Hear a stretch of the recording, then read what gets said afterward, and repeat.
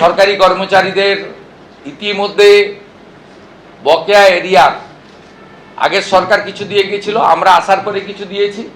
16 থেকে 19 কার্যত প্রায় ক্লিয়ার হয়ে গেছে।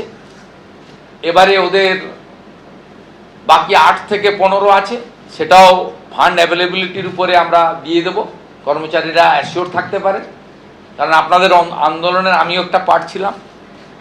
আপনাদের কেন্দ্রের সঙ্গে রাজ্যের তফাৎ ছিল 42%, আমরা 20% ডিক্লেয়ার করে দিলাম, অক্টোবরে পেয়ে যাবেন, অক্টোবর থেকেই পেয়ে যাবেন।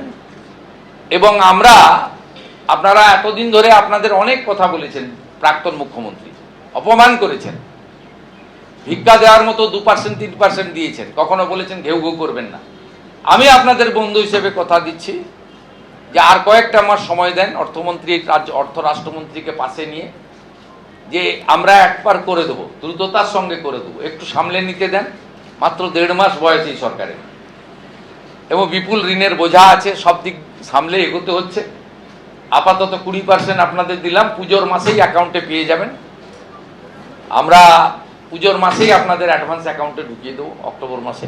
বাকি যে গ্যাপ থাকলো 22%, সেটাও ধীরে ধীরে ধীরে ধীরে অপেক্ষা করুন আরেকটা বাজেট পর্যন্ত, ডক্টর স্বপন দাশগুপ্তর আরেকটা বাজেট পর্যন্ত আমি আছি সাথে। আমি বলছি অনির্বাণ দা, মূল বিষয় হচ্ছে যে এটাও মাথায় রাখতে হবে, এই রাজ্য সরকারের মাথার উপরে 8 লক্ষ কোটি টাকা ঋণ রয়েছে। এই অবস্থায় রাজস্ব ঘাটতি সেটাকে ন্যূনতম রেখে প্রতিশ্রুতি পূরণ, রাজ্য সরকারি কর্মচারীদের এই ডিএ দেওয়া এবং একবার করে দেওয়া ডিএর ক্ষেত্রে কেন্দ্রের সঙ্গে রাজ্য সরকারি কর্মচারীদের পার্থক্যটাকে কার্যত মুছে ফেলা, এটাও তো একটা চ্যালেঞ্জ। দেখো, এই প্রথম নতুন সরকার যে বাজেটটা ঘোষণা করলো এবং বাজেট ঘোষণা করবার সময় সরকারের কাছে কিন্তু অনেক রকম চ্যালেঞ্জ ছিল।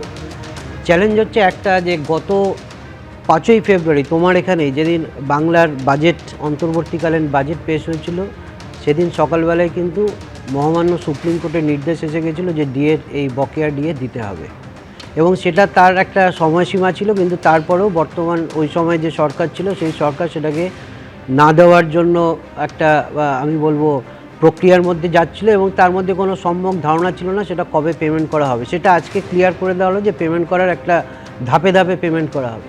কিন্তু চ্যালেঞ্জ আরও ছিল, সেটা হচ্ছে সামাজিক প্রকল্প যেগুলো চালু করা হয়েছিল, সেই সামাজিক প্রকল্পগুলো সঙ্গে সঙ্গে কিন্তু নতুন সরকার এসে বন্ধ করতে পারে না। এবং আজকে দেখবে বাজেট শুরু হওয়ার প্রথমেই অর্থমন্ত্রী, এটাও একটা কথা সুব্রজিৎ, সেটা হচ্ছে আমাদের রাজ্যের কিন্তু সেই অর্থে কোনো অর্থমন্ত্রী ছিলেন না। সিরিয়াস অর্থমন্ত্রীটা কিন্তু মানে অর্থমন্ত্রকের যে কাজ সেটা কিন্তু একটা সিরিয়াস বিজনেস অ্যাক্টিভিটি, তার জন্য কোনো পূর্ণ সময়ের অর্থমন্ত্রী আমরা দেখিনি। মুখ্যমন্ত্রীর হাতে দায়িত্ব ছিল, প্রতিমন্ত্রী বাজেট করতেন, কতক্ষণের বাজেট করতেন সেই বাজেটটা আমরা লাইভ টেলিকাস্ট দেখতেও পারতাম না।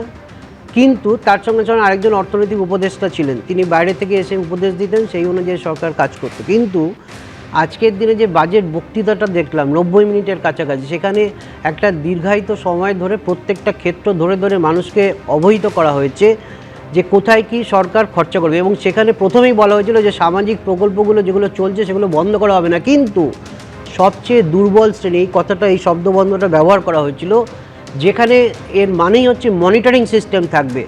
সেখানে যেরকম পুরুষ মানুষ লক্ষ্মীর ভাণ্ডার পাবেন না, কিন্তু আবার এরকমও দরকার যেখানে সত্যি সত্যি যার সেই অর্থটা দরকার নেই তিনি যাতে আবার সেই অর্থটা না পান। আমি বলছি অন্নপূর্ণা যোজনাতে 3,000 কোটি টাকা করে 36,000 কোটি টাকা বরাদ্দ হচ্ছে। আপনি বলছি যে আপনি যদি দেখে নেন লক্ষ্মীর ভাণ্ডারের টোটাল বরাদ্দর সঙ্গে এটার বরাদ্দ খুব একটা অমিল নেই, মানে মোটামুটি সেম জায়গাতে আছে, কিন্তু একটা হচ্ছে উপভোক্তা কমবে। সেটার জন্য বলছি ভারতীয় নাগরিক হতে হবে, তাতে এসআইআরের নাম বাদ গেছে যারা, তারা পাবেন না। এবং তার সঙ্গে সঙ্গে 12 পাতার ফর্ম, 14 পাতার ফর্ম, সেখানে তো মনিটরিং সিস্টেমটা দেখা হবে।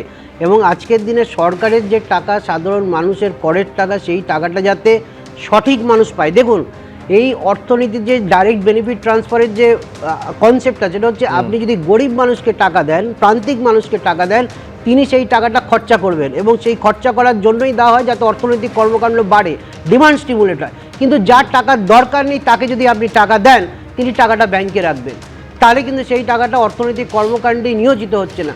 তো অর্থনৈতিক কর্মকাণ্ডটাকে বাড়ানোর জন্য গরিব মানুষের হাতে টাকা দিতে হবে, সেটা নিয়ে দ্বিমত নেই। এবিপি আনন্দ, এগিয়ে থাকে, এগিয়ে রাখে।